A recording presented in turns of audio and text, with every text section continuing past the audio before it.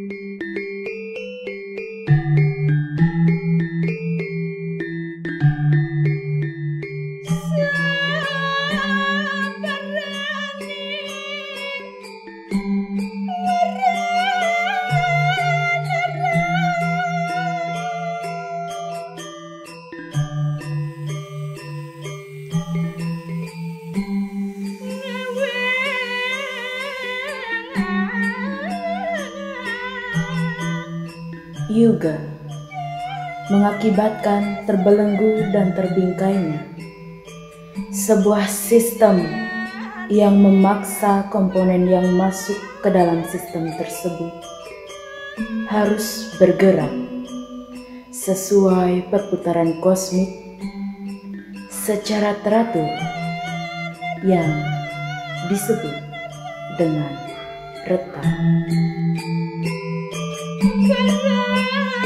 Manusia sebagai salah satu komponen kosmik tersebut juga diikat oleh siklus perputaran secara sistemik yang disebut dengan trikona, yaitu lahir, hidup, dan mati. Dalam menjalankan kehidupan, manusia dibekali oleh yuga, suka, duka, lara, dan pati. Saat kematian manusia tiba, sangat ditentukan oleh kemampuan manusia menyiasati sangkala yang disesuaikan dengan satuan rajas dan tamas. Ketiga hal tersebut merupakan jembatan kembalinya Atman kepada Brahman. Tingginya persentase negatif yang dibuat manusia saat hidup akan dipudarkan ketika sang Atma mampu menjawab dan melampaui rintangan dalam perjalanan menuju Sang Pencipta. Rintangan dan hambatan ini disebut dengan pengadang-ngadang yang berupa bebutan dalam wujud menyeramkan atau krura rupa.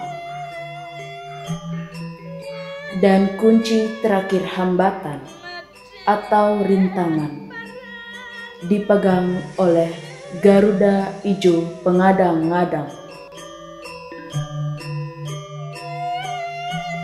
Sebagai bentuk visualisasi pengadang-ngadang dalam kehidupan dapat dilihat pada upacara pengabenan yang di dalam rangkaiannya terdapat banten pengadang-ngadang yang diantaranya terdiri dari nasi angkep, bubuh pirata, dius kamaligi, panjang ilang, pepegat, dan lain sebagainya. Sebagai bentuk penetralisir hambatan pada sang Atma atau roh leluhur oleh keluarga yang ditinggalkan.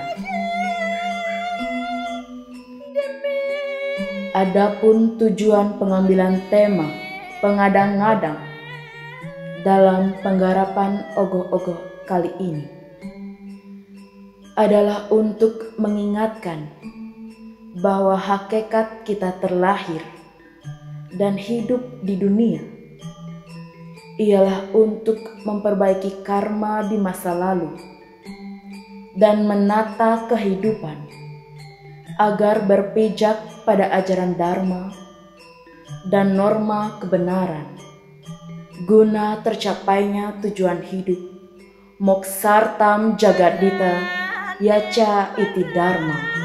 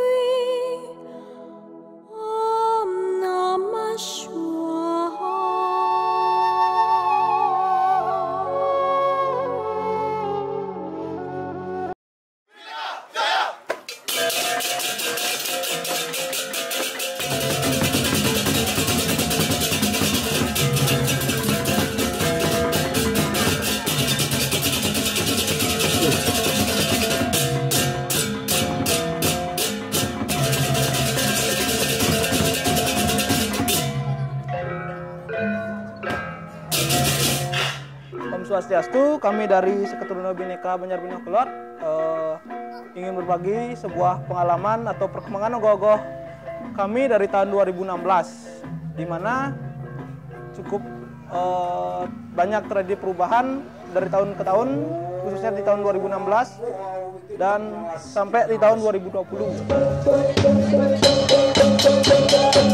Nah, di tahun 2016 kami mengangkat tema ogoh-ogoh Mise Denawo, di mana bahan yang kami pergunakan itu masih styrofoam.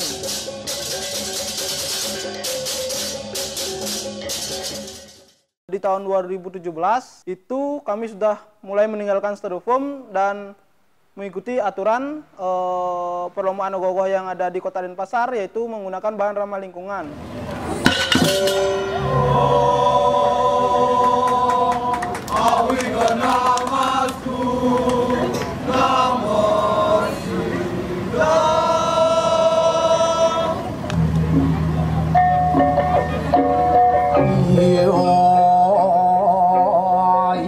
Dari tahun kami kembali ke tahun 2017 dulu, karena di tahun itu kami pertama kali menggunakan pengarakan fragmen tari. Karena kami berpikir waktu pengerupukan atau pengarakan ogoh, karena pemudinya cuman membawa obor. Nah, dari sana kami berpikir kenapa kami tidak membuat suatu garapan yang melibatkan pemudi dan pemuda. Karena menurut kami pengarakan dari tahun ke tahun terkesan monoton dan begitu-begitu saja. Kami cukup bosan dan akhirnya kami punya inisiatif untuk membuat suatu garapan yang kami garap bersama-sama agar bisa menghibur masyarakat kami di Binokulot khususnya.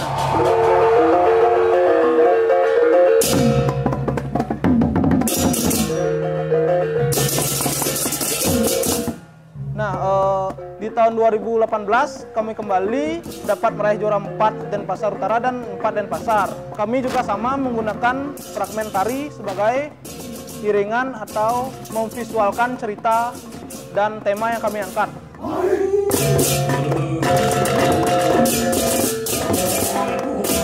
Beranjak di tahun 2019 kami juga kembali menggunakan sistem robotik dan menggunakan bahan ramah lingkungan. Nah, dari situ kami juga dapat berhasil meraih juara 4 kembali di Denpasar Utara dan peringkat 6 di Denpasar.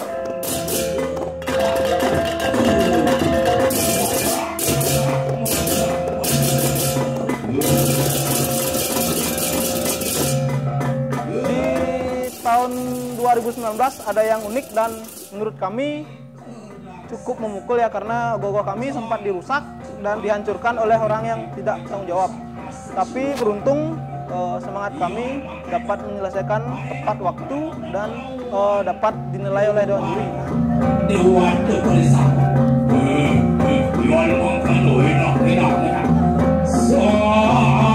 tahun 2020 ini kami berinovasi atau berpikir agar bisa berkreativitas membuat ogoh-ogoh tapi dengan biaya yang sedikit seperti itu. Jadi kami merubah kerangka besi menjadi full bambu. Menurut kami karena bambu satu konstruksinya lebih kuat dan biayanya pun lebih murah.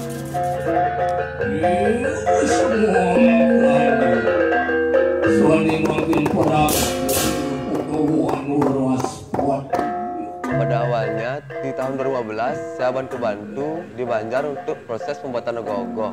Nah, saat itu ada sedikit cerita keluhan dari ketua STT yang kalau nggak salah bernama Pak Tucil ya.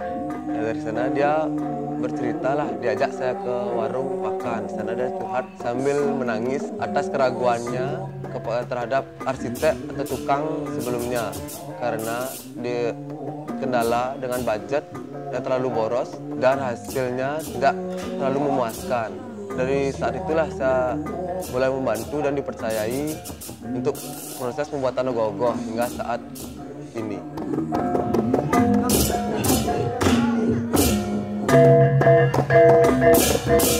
Harapan saya ke depannya untuk teman-teman anggota STT Bhinneka lebih giat dalam mengikuti kegiatan atau kreativitas STT ini. Karena kalau bukan kita, siapa lagi? Harapan kami sih mungkin sama dengan teman-teman STT lain ya, yaitu dapat segera beraktivitas dan berkreativitas kembali di Banjar dan juga kami harap di tahun depan tidak seperti tahun ini, yaitu dapat melakukan pengarahan ogoh-ogoh sebagaimana mestinya dan pandemi ini cepat berakhir.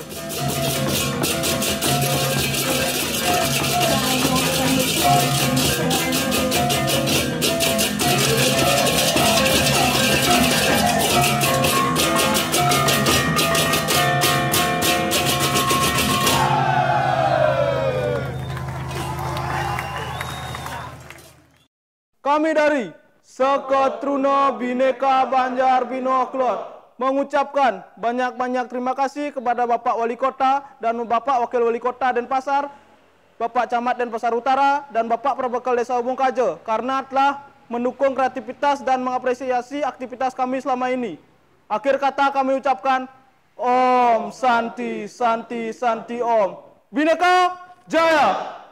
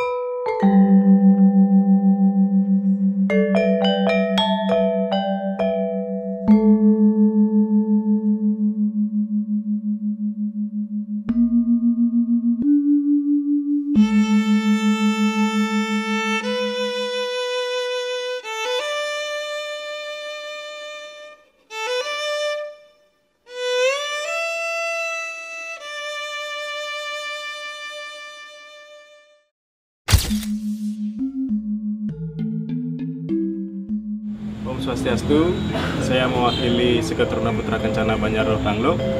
Di pengerupukan tahun ini, kami Seketuruna Putra Kencana mengambil tema Ogoh-ogoh Buta Kala. Cerita yang kami ambil terinspirasi dari cerita Tetua Krama Banjar tentang keberadaan Seke Arja Basur yang pernah ada puluhan tahun yang lalu. Berkaitan dengan sesuhunan di Banjar kami, Gedoh Agung adalah judul ogoh-ogoh yang kami garap tahun ini. Gedoh Agung merupakan cerita Arja Basur di mana pinangan I Gede Basur pada Inyoman Karang guna menjodohkan anaknya. Namun Sukasti anak dari Inyoman Karang menolak pinangan dari I Gede Basur. Penolakan ini memicu kemarahan I Gede Basur dan membuat malapetaka sebelum Sukasti terbunuh.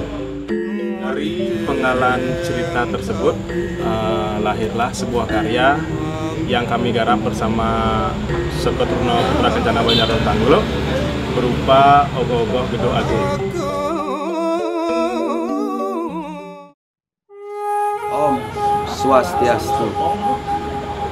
Kami dari SD Putra Kencana Banjar Dao Tanglo Kesiman, kami di sini mengangkat cerita untuk ogoh-ogohnya I Gede Basur karena kami sangat tertarik mengambil cerita itu.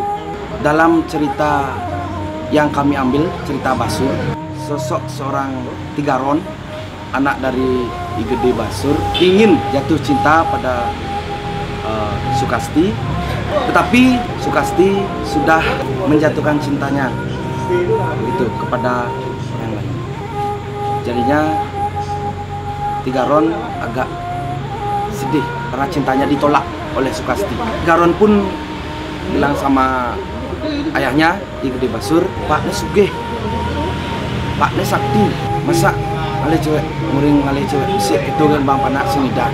Jadinya I Gede Basur langsung emosi setelah anaknya mengatakan seperti itu. Pokoknya Sukasti harus terbunuh.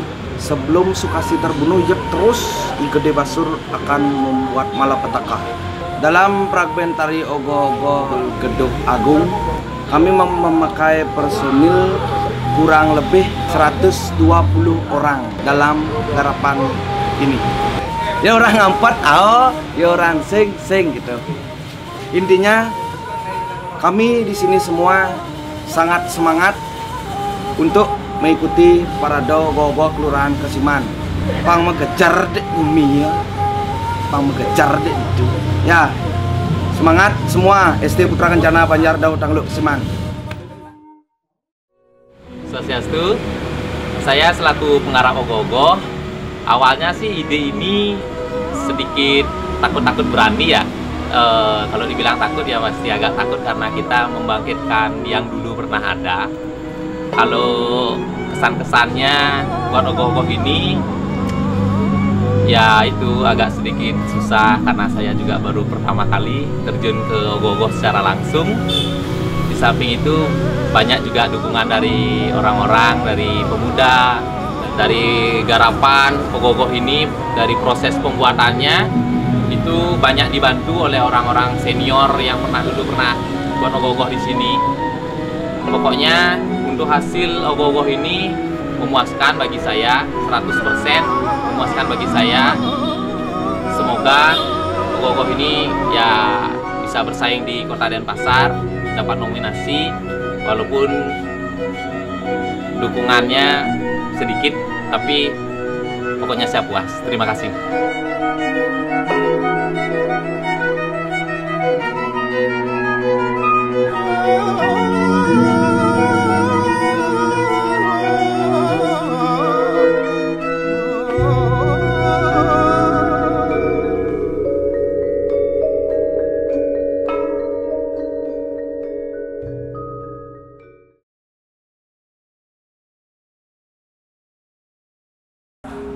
Om Swastiastu. Saya perwakilan Seketuruna Truni Wana Sekewana Banjar dan Siat akan mempersembahkan video ogoh-ogoh yang berjudul Gedoh Agung.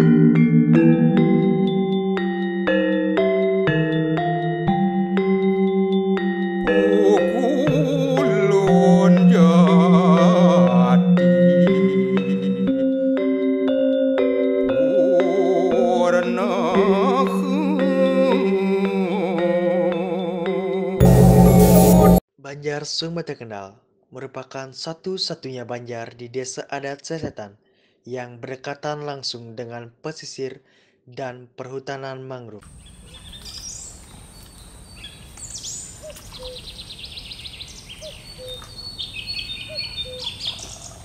Dahulu mayoritas warganya bermata pencarian dengan mengandalkan beberapa potensi alam. Nama tiang itu Sukarse. Panggilan sehari-hari itu kopi. Tiang megai kelihatan di salah satu perusahaan, tidak usah tiang sebutkan, tetapi keginaan utama. Nah, wedan tiosan saking keginaan utama tiang yaitu dogino selinga, yaitu ngererah batu-batu. Mangrove yang berada di daerah Sumber Terkenal dimanfaatkan Bapak Sukarse untuk mencari batu-batu. Nah, batu-batu niko yang sekali ring bahasa Indonesia niko dinamakan siput laut. Nah, siput laut niko wedan banyak jenis niko, tetapi yang jenis batu-batu niko yang bisa artinya dikonsumsi oleh masyarakat, masyarakat niko sekali ring Sesetan, ring Petungan, dalam ring Sidakarya niko yang masyarakat umum yang di angkatan tahun 30-an, mungkin di bawah niko sampun wedan sane tata segini mempersaingan batu-batu. Kemauan ring Sidakarya utawi suwung kangin niko dia swastane kesusul. Nah, serangan dalam kios namanya. Tetapi yang di suwung di Sesetan niko batu-batu secara DNA minaptian. Napi mawinan titiang mengatakan bahwa DNA duaning yen nak nik sekali mungkin, nak alit sekali mungkin, yen keatur rajangan sana mempersaingan instan seperti Dunkin Don. Nah, bread chicken napi ada ane ke tiang tenuning sini ki. Dan kan gampang. Tinggal pesan online sampun wendan itu kok yen batu-batu niki dipesan makin penyang belum tentu wendan bisa 3 hari. Nah niko batu-batu niko nak mewah ngerarah yen ngerarah batu-batu niko ridat kala pasang surut wau nyidang ngerarah batu-batu yen doyo ageng dan nyidang ngerarah. Nah niko wendan masih artinya napi yen tiang ngerarah batu-batu niko ring tengahan alas. Niki nak di alas dong, di alas mangrove, di bakau. Dan pada umumnya niko bakau. Di hutan bakau niko tiang mencelop, kemudian pasung niko kemudian papat napi di pasung nempel batu-batu niko.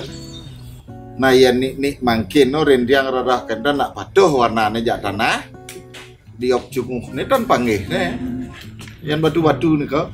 Kendan ke wahana ngerarah batu-batu bagendan dia agak lengah ke dek kena tritip batis bisa masih tangan kena tritip niko karang laut yang nempel artinya di tumbuhan mangrove niko di bakau niko nempel dan rago sadar ceret kena yang 5 menit nak cara silet mangana niko nak keni rago bagendan wendan masih serangga kenyanyang tapi tawon niko bisa nyengat kok banyak artinya risiko suka dan duka ngerarah batu-batu.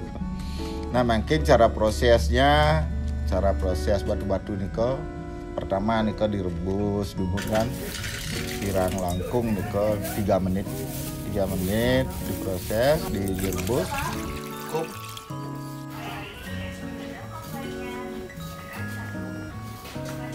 Usaha kendan baru ditetein namanya.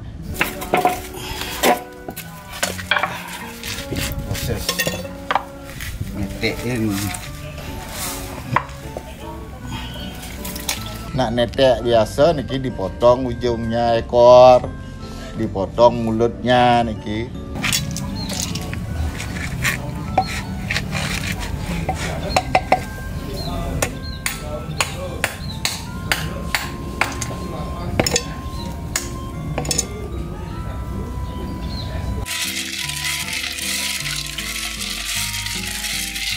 Masalahnya niki yen kalau medar batu-batu niko dan kayang badan ngedar niko nak isin tengah engken carane ngedar nyedot.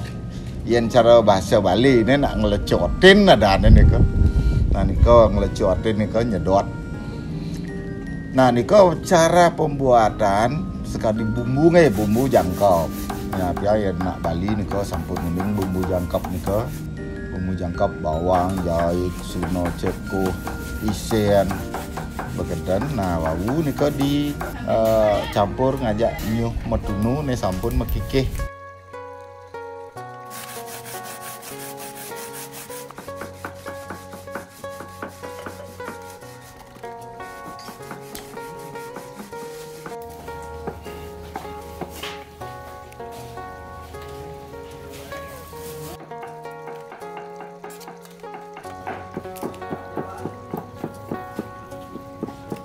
Ke ditambus, dipanggang.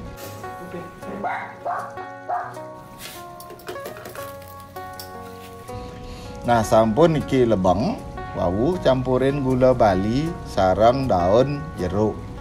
Daun jeruk niki dados jeruk lemo. Niko campur. Nah sekali tabio niko selera. Daging masih uyah gede, pitsin gede saja. Ke pitsin nih.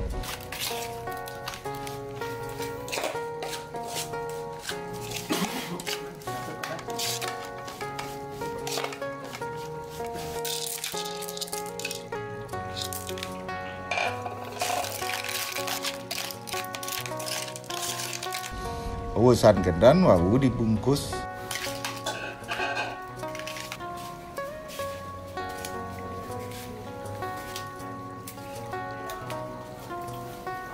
Sampun siap saji nih kok, artinya siap diadol, dijual, siap dijual pun nih kok.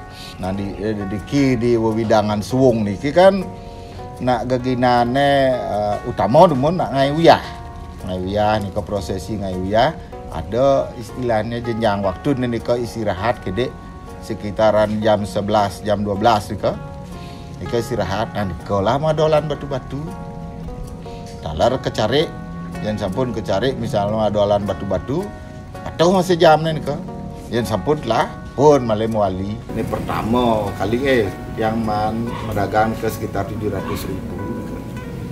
Jadi total keseluruhan 15 hari ini kira langkung dia 6 juta, dekat yang pulih $5 maka dipunikot yang mengajak mungkin ring nak alit-alit kawi muda-mudi ke iya ning wenten malih gerubuk agung sekali mangkin bin pidan nih kok.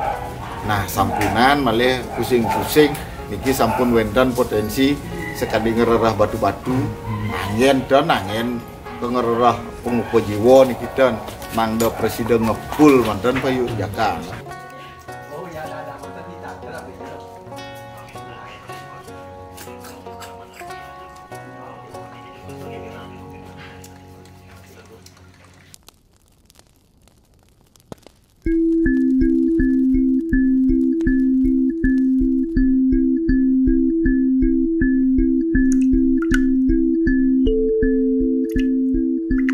Petani garam merupakan hal yang terdengar sangat langka saat ini, tidak terkecuali dengan Ibu Jero Wilaje.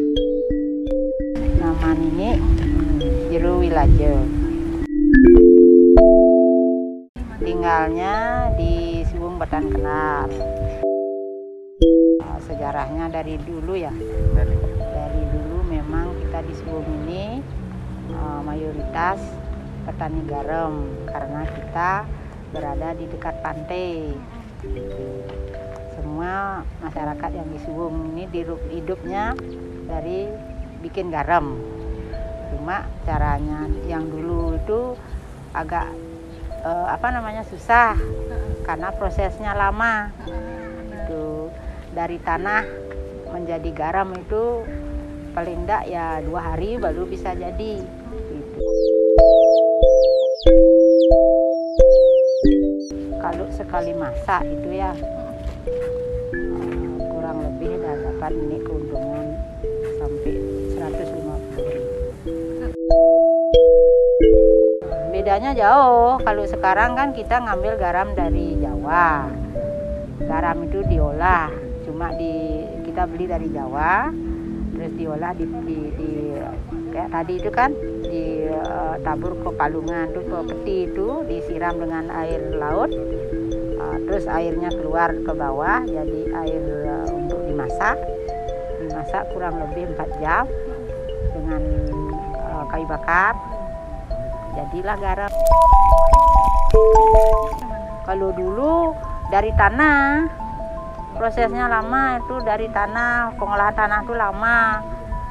Tanah itu digaru dulu, terus disiram dengan air laut, dijemur kurang lebih 5 jam, terus digeger lagi, digaru lagi 2 kali itu, baru disodok, diangkat dengan angkup namanya, dengan bakul, bawa ke peti itu, baru disiram dengan air laut, keluarlah air lagi, air bening itu, baru dimasak. Itu prosesnya lama tuh. Setelah dimasak lah, sama hasilnya ini, sama anunya masaknya 6 jam. Kalau sekarang kan 4 jam. Itu bedanya. Kalau dulu enggak bisa kita bikin garam banyak. Kalau sekarang kan bisa. Ngirimnya kalau Nini ada yang nyari ke sini, kalau ngirimnya Nini ke Gianyar, Kelungkung, Tabanan, Dalung gitu, Penatih gitu, banyak ini. Pernah sekali aja ke Malaysia dulu. Waktu kapan nih kan? Udah tahun berapa tuh, udah lama. Kalau orang Malaysia tuh biasanya dia nyari itu sini sekali, sana sekali gitu, dia enggak mau dia menonton cari di sini itu, enggak mau dia. Pindah-pindah dia. Kalau sebelum Covid lancar. Ini dah setelah Covid ini 50% dah turun. 50%. Ya, karena daya belinya kurang, orang sudah kan. Kalau dulu dagangnya biasanya ngambil ke sini itu tiap hari ngambil 2 kampil, 3 kampil. Sekarang paling cepat ya 3 hari ke sini. Kalau dulu orang kalau Nini ngirim ke Kelungkung tuh ya sekitar 30 kampil, sekarang 20, menurun ya 15 gitu.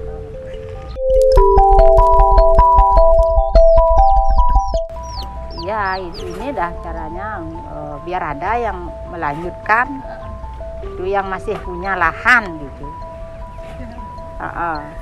Biar enggak semua dialih fungsi.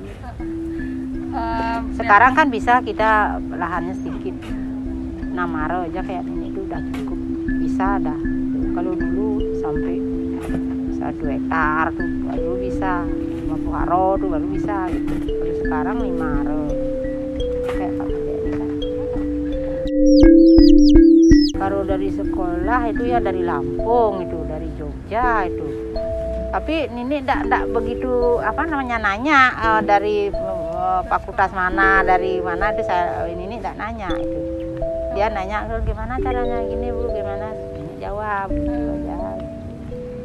Sering dulu, tiap tahun ada aja ke sini. Semenjak corona ada. Enggak bisa dia nyebrang ke sini. Yang jelas itu mahasiswa itu. Mahasiswa di sini.